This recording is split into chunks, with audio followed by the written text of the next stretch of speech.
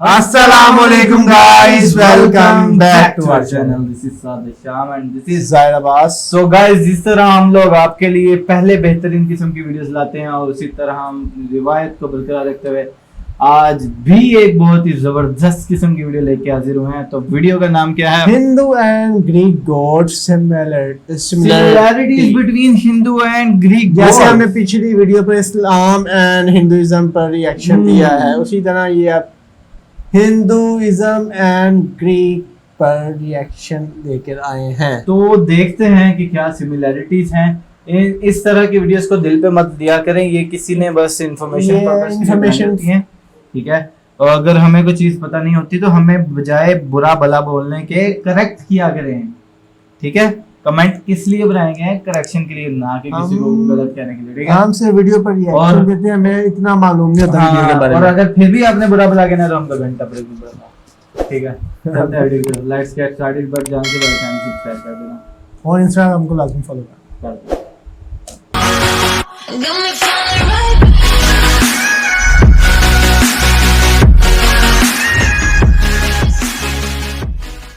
भारत और ग्रीस दोनों ही प्राचीन सभ्यताओं से जोड़े जाते हैं और दोनों ही पौराणिक कथाओं से परिपूर्ण हैं। पर सबसे दिलचस्प बात यह है कि दोनों के पौराणिक कथाओं में काफी समानता है। तो आज के इस वीडियो में हम हिंदू और ग्रीक गॉड्स के 10 ऐसे सिमिलैरिटीज के बारे में बातें करेंगे जिससे ये पता चलता है कि दोनों सभ्यताओं में काफी सिमिलर कैरेक्टर्स का जिक्र हुआ है। Now before I start this video, मैं आपको बता दूं कि आप में से अब भी 44% ऐसे लोग हैं जो मेरी वीडियो नहीं देखते हैं, लेकिन यहाँ 44 है हमारे नहीं किया है। तो अगर आप आपको ये वीडियो पसंद आती है तो हमारे चैनल हॉन्टिंग ट्यूब को सब्सक्राइब जरूर करें। So now with that said, let's roll the intro। खाली हमारा दुख नहीं है, बहुत बड़ा हर यूट्यूबर का दुख है। हॉन्टिंग ट्यूब नाइस एनिमेशन दो।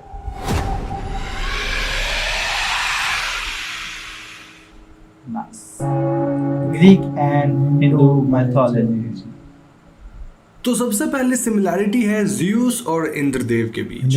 ग्रीक माइथोलॉजी में ज़्यूस को ओलंपियन गॉड्स का रूलर माना जाता है क्योंकि वो सभी गॉड्स के किंग हैं।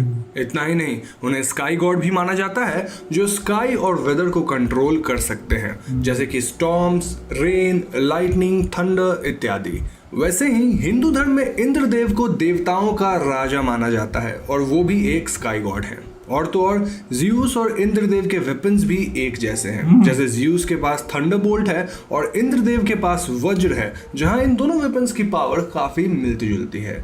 एक और इंटरेस्टिंग बात यह है कि ये दोनों ही माउंटेन्स में रहते हैं, ज़्यूस माउंट ओलंपस पे और इंद्रदेव माउंट मेरू पे।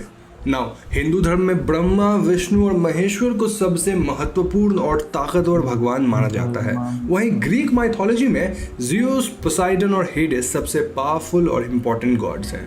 अब हालांकि इन सभी गॉड्स की शक्तियां उतनी समान नहीं हैं, लेकिन ग्रीक माइथोलॉजी के गॉड्स को इंडिविजुअली हिंदू गॉड से जरूर कंपेयर कर सकते हैं। फॉर एग्जाम्पल हेडिस और यमराज, ये दोनों ही अंडरवर्ल्ड यानी कि नरक के देवता हैं। इतना ही नहीं, दोनों के रिस्पॉन्सिबिलिटीज भी सेम है। जैसे हेडिस और यमराज दोनों मृत्यु के बाद लोगों के सोल्स के फेट्स को डिसाइड करते हैं। इसका मतलब ये है कि अच्छे कर्म वाले सोल्स एलिजियम या स्वर्ग में भेजे जाते हैं और बुरे कर्म वालों को तारतरस या नरक में भेजा जाता है। और तो और दोनों देवताओं के पास डॉग्स हैं जो कि अंडरवर्ल्ड या नरक के द्वार की पहरेदारी करते हैं। हेडिस के पास उनका 3 हेडेड डॉग सेरेब्रस है और यमराज के पास है शर्वर। अब हालांकि कई जगह यही बताया गया है कि यमराज के पास 2 डॉग्स हैं जो कि नरक के द्वार की पहरेदारी करते हैं, बट स्टिल हम इन दोनों गॉड्स को काफी सिमिलर मान सकते हैं। नेक्स्ट आता है प्लेयडिस और सप्तऋषि के बीच के सिमिलैरिटीज। हिंदू धर्म में सप्तऋषि का जिक्र है जो कि 7 ब्राइट स्टार्स है और कहा जाता है कि ये 7 सितारे सूरज को भी कंट्रोल कर सकते हैं। ठीक वैसे ही ग्रीक माइथोलॉजी में 7 सिस्टर्स यानी प्लेयडिस का जिक्र है जो कि सप्तऋषि की तरह एक स्टार का क्लस्टर है। अब जब ग्रीक माइथोलॉजी में हर्मेस और हिंदू धर्म में नारद मुनि की बात आती है तो इन दोनों में इतनी समानता है कि कुछ लोग ये तक मानते हैं कि ये दोनों गॉड्स एक ही हैं, बस अलग अलग सभ्यताओं में उनका अलग अलग नाम है। हर्मेस को गॉड ऑफ मैसेंजर तो कहा ही जाता है और उन्हें ट्रैवल्स और मिसचीफ से भी जोड़ा जाता है। कई कहानियों में वो अलग अलग जगहों पर काफी जल्दी ट्रैवल करके पहुंच जाते हैं। इसके अलावा उन्हें एस्ट्रोनॉमी और म्यूजिक से भी एसोसिएट किया जाता है। एक फेमस कहानी के हिसाब से हर्मिस ने लायर नाम के एक इंस्ट्रूमेंट को भी इन्वेंट किया था। वैसे ही हिंदू धर्म में नारद मुनि को मैसेंजर माना जाता है और कहा जाता है कि वो कभी सीक्रेट्स नहीं रख पाते। वो एक जगह से दूसरे जगह न्यूज तो फैलाते ही हैं और हर्मिस की तरह लोगों और दूसरे देवी देवताओं पे ट्रिक्स भी प्ले करते हैं ताकि एक बिगर इवेंट को ट्रिगर कर सके। इसलिए हमने कई कहानियों में उन्हें एक प्रमुख भूमिका निभाते हुए देखा है। नारद मुनि भी हर्मिस की तरह काफी तेज ट्रैवल कर सकते हैं और तो और उन्हें संगीत से भी जोड़ा जाता है। नारद मुनि खुद एक गायक हैं और कहानियों के हिसाब से उन्होंने ही वीणा का आविष्कार किया था। नाउ हम सब ने अक्सर लव या प्यार को सिंबलाइज करते हुए क्यूपिड के पिक्चर्स तो जरूर देख रखे होंगे, लेकिन यहाँ दिलचस्प बात यह है कि जहाँ ग्रीक या क्लासिकल माइथोलॉजी में क्यूपिड को god of desire, love, attraction, affection माना जाता है, वहीं हिंदू धर्म में कामदेव को गॉड ऑफ डिजायर कहा जाता है। कई कहानियों में बताया गया है कि क्यूपिड या कामदेव लोगों के हार्ट्स पे एरो शूट करके उन्हें प्यार में फंसा सकते हैं। नेक्स्ट आता है अपोलो, हीलियस और सूर्य देव के बीच के सिमिलैरिटीज। ग्रीक माइथोलॉजी में अपोलो को god of sun, light, music और प्रोफेसीज माना जाता है, लेकिन उनसे पहले गॉड ऑफ सन का खिताब हीलियोस के पास था। कुछ लोग अपोलो और हीलियोस को सेम मानते हैं और कुछ उन्हें डिफरेंट कहते हैं। ऐसा इसीलिए क्योंकि हीलियोस एक टाइटन थे, तो जब ओलंपियन गॉड्स ने टाइटन्स को हरा दिया तो गॉड ऑफ सन का खिताब अपोलो को मिल गया। दोनों को ही फ्लाइंग गोल्डन चैरियट के साथ विजुअली रिप्रेजेंट किया जाता है। अब हिंदू धर्म में सूर्यदेव को गॉड ऑफ सन कहा जाता है, जिन्हें आदित्य या भानु भी कहा जाता है, यानी कि एक ही गॉड के डिफरेंट नेम्स हो सकते हैं, just like Apollo and Helios. Suryadev के पास भी एक फ्लाइंग चैरियट है जिसे 7 घोड़े चलाते हैं, लेकिन सूर्यदेव को अपोलो की तरह ना म्यूजिक ना ही प्रोफेसी से एसोसिएट किया जाता है। ऐसे में सूर्यदेव की समानताएं अपोलो के बजाय टाइटन गॉड ऑफ सन से ज्यादा है। नाउ अथीना को Greek goddess of wisdom, skills, arts और वॉर इत्यादि से जोड़ा जाता है। वहीं दूसरी तरफ देवी सरस्वती को Hindu goddess of knowledge, wisdom, learning, music और आर्ट्स इत्यादि से एसोसिएट किया जाता है। अक्सर विजुअल रिप्रेजेंटेशंस में अथीना को उनके कंपेनियन यानी साथी एक आउल के साथ दिखाया जाता है, वहीं देवी सरस्वती को स्वान या पिकॉक के साथ। सबसे दिलचस्प बात यह है कि दोनों गॉडेस का जन्म काफी अनयूजुअल तरीके से हुआ था। कहा जाता है कि अथीना का जन्म तब हुआ जब हर्मिस के कहने पे हेफेस्टस ने ज़्यूस के सर को स्प्लिट कर दिया ताकि उनका सर दर्द खत्म हो सके। अथीना के ऐसे जन्म के कारण उन्हें गॉडेस ऑफ विजडम और इंटेलिजेंस कहा जाता है। दूसरी तरफ देवी सरस्वती ब्रह्मा जी के मुंह से जन्मी थी और वो हमेशा सफेद कपड़ों में, हाथों में किताब और वीणा लिए दिखाई गई हैं। तो दोनों अथीना और देवी सरस्वती अनयूजुअल तरीके से ग्रीक और हिंदू धर्म के एक प्रमुख देवता के सर से जन्मी है। लेकिन जहां अथीना को विजुअली वेपन्स और सील्ड्स के साथ पोर्ट्रे किया जाता है, वहीं देवी सरस्वती को बुक, गार्लैंड, वाटर पॉट और वीणा के साथ रिप्रेजेंट किया जाता है। आखिरी सिमिलैरिटी है अखिलेश और महाभारत के काफी सारे कैरेक्टर्स के बीच। इन कैरेक्टर्स में सबसे पहले आते हैं भीष्म पितामह। दोनों अखिलेश और भीष्म अपने अपने कहानियों के 2 मेजर वॉर्स यानी ट्रोजन वॉर और महाभारत के सबसे बड़े हीरोज में से एक हैं। इतना ही नहीं, दोनों के मदर्स रिवर गॉडेसेस थे और उनके फादर किंग्स थे। अखिलेश की माँ रिवर गॉडेस थीटिस थी और उनके पिता किंग पेलियस। वहीं भीष्म की माँ गंगा मैया थी और उनके पिता राजा शांतनु। दोनों अखिलेश और भीष्म के पास एक बूंद थी और वो ये कि उन्हें सिर्फ तब मारा जा सकता है जब वो खुद मरना चाहे, और ये दोनों ही कैरेक्टर्स वॉर के दौरान मारे गए।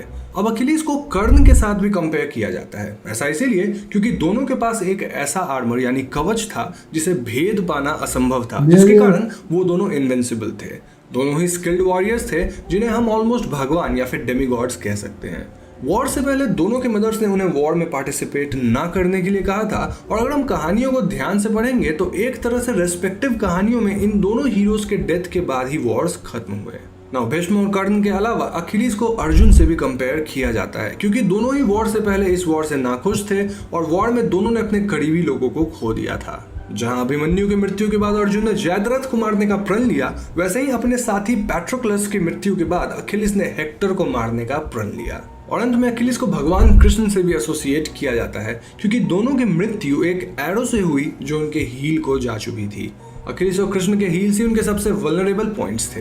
सो अगर देखा जाए तो ऐसा प्रतीत होता है कि अखिलेश का कैरेक्टर महाभारत के कई कैरेक्टर्स का एक मेल है। अब इन दोनों सभ्यताओं में कौन किससे इंस्पायर्ड है ये पता लगा पाना काफी मुश्किल है, लेकिन जहां तक मैंने इंटरनेट पे पढ़ा है हिंदुइज्म ग्रीक और रोमन सिविलाइजेशन से काफी पुरानी है। तो ऐसे में हो सकता है कि वहां की कहानियां हमारे लिखे गए ग्रंथों से इंस्पायर्ड हो। This is just my thought, जिसका ना तो मेरे पास कोई सबूत है, ना ही गवाह है और ना ही कोई एक्सपर्टाइज, और इसीलिए आपकी सोच मेरे से अलग हो सकती है। तो दोस्तों ये थे 10 ग्रीक और हिंदू माइथोलॉजी के कैरेक्टर्स के बीच के सिमिलैरिटीज, और मुझे पूरी उम्मीद है कि आपको ये वीडियो पसंद आई होगी। आई नो ये वीडियो थोड़ा डिफरेंट था, but I wanted to try out कि क्या आप लोग इस तरह की वीडियोस को पसंद करते हैं या नहीं। अब अगर वीडियो पसंद आए तो उसे लाइक और शेयर जरूर करें। और यहाँ मैं आपको बता दूं कि मैंने इस वीडियो में सिर्फ देवी देवताओं को कंपेयर किया है, लेकिन अगर ध्यान से देखा जाए तो इन दोनों सभ्यताओं की कहानियां भी काफी मिलती जुलती हैं। तो अगर आप चाहते हैं कि मैं इन कहानियों की समानताओं पर बात करते हुए एक अलग वीडियो बनाऊं तो आप मुझे कमेंट सेक्शन में जरूर बता दीजिए। इसके अलावा मैं डिस्क्रिप्शन में उन आर्टिकल्स को भी लिंक कर दूंगा जहां मुझे ये सारी इन्फॉर्मेशन मिली। तो अगर आप चाहें तो आप जाइए उन वेबसाइट्स पे, उन आर्टिकल्स को पढ़िए जहां आपको और भी नॉलेज मिल जाएगा। अब जाने से पहले हमारे चैनल हॉन्टिंग ट्यूब को सब्सक्राइब करके बेल आइकन को जरूर दबा दीजिएगा, क्योंकि हम अपने चैनल पे ऐसे वीडियोस लाते रहते हैं। Peace peace. अच्छी मजा है, इट वाज नाइस।